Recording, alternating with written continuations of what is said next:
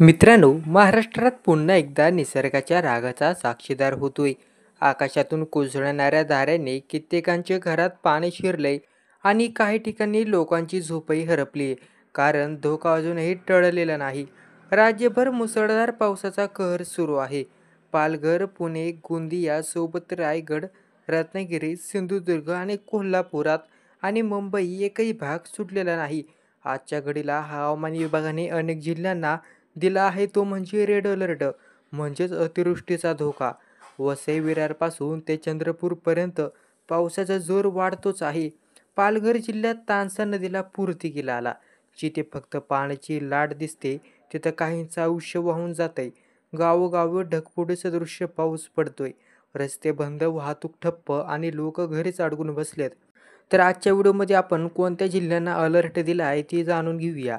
फक्त पुढे जाण्यापूर्वी छोटीशी विनंती करतो, चॅनलवर नवीन असाल तर चॅनलला सबस्क्राईब करा. चंद्रपूर जिल्ह्यात सलग दुसऱ्या दिवशी देखील रेड अलर्ट कालही दिला होता आणि आजही धोका प्रत्यक्षात उतरतोय. थोडंफार पाऊस दिसतोय, पण हवामान खात्याचं म्हणणं आहे की धोका टळलेला नाही. कधीही मुसळधार पावसाची तीव्र लाट येऊ शकते. गोंदिया जिल्ह्यात बेवारटोला प्रकल्प आधीच ओव्हरफ्लो झाला. इतर धरणंही भरून वाहत आहेत आणि निसर्गाचा विसर्ग सुरू झालाय.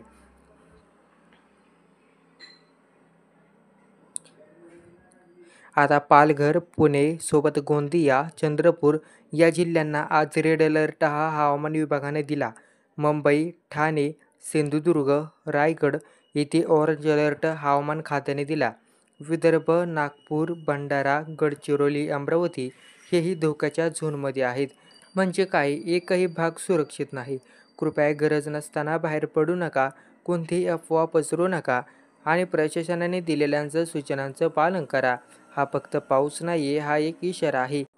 अशाच दररोजच्या नवनवीन हवामान अंदाजासाठी आपल्या चॅनलला सबस्क्राईब करा व तुमच्या मित्रमैत्रिणींना हा व्हिडिओ नक्की शेअर करा. तर पुन्हा भेटू एका नव्या व्हिडिओमध्ये. तोपर्यंत धन्यवाद.